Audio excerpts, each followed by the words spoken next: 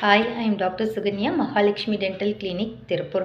இன்னைக்கு sugar patient பல்ல எடுக்கலாமா அப்படிங்கிற டவுட்ஸை பற்றி டீட்டெயில் தான் இன்றைக்கி நம்ம பேச போகிறோம்.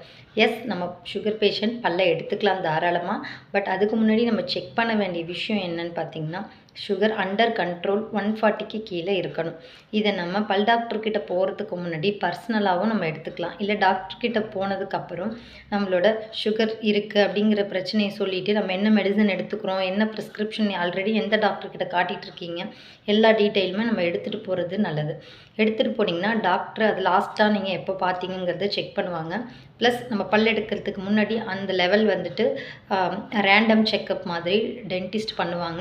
அப்போது ரேண்டம் செக்கப்பில் 160க்கு கீழே இருக்குது, 140க்குள்ளேயே இருக்குது அப்படின்னா கண்டிப்பாக எடுப்பாங்க.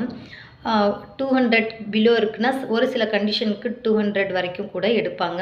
ரொம்ப மொபிலிட்டியாக இருக்குது, அதாவது பல்ல ஆடிட்டுருக்குது, அந்த மாதிரி கண்டிஷனுக்கு 200க்குள்ளே இருக்க வரைக்கும் எடுத்துக்கலாம் தாராளமாக.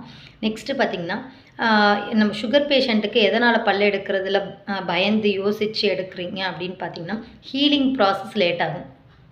அதாவது புண்ணாற தன்மை வந்துட்டு சுகர் பேஷண்ட்டுக்கு கொஞ்சம் ஸ்லோவாக தான் வந்துட்டு புண்ணாற தன்மை இருக்கும். அதனால் இன்ஃபெக்ஷன் வந்து அதிகமாக ஆரம்பிக்கும். புண்ணு ஆறுறது லேட் ஆச்சுனாலே இன்ஃபெக்ஷன் அந்த இடத்துல அதிகமாக இருக்கும். ஸோ புண்ணு ஆறவே ஆறாதுங்கிற காரணத்தினால தான் சுகர் பேஷண்ட் பல்ல எடுக்கக்கூடாதுங்கிற மாதிரி ஒரு மித்து க்ரியேட் ஆகிருக்கு. பட் அது உண்மைதான். பட் அண்டர் கண்ட்ரோல் 200க்குள்ளே இருக்குது, இல்லை 160க்குள்ளே இருக்குது ஒரு சில கண்டிஷனுக்கு அப்படிங்கும்போது தாராளமாக எடுத்துக்கலாம், பிரச்சனை கிடையாது. தேங்க்யூ.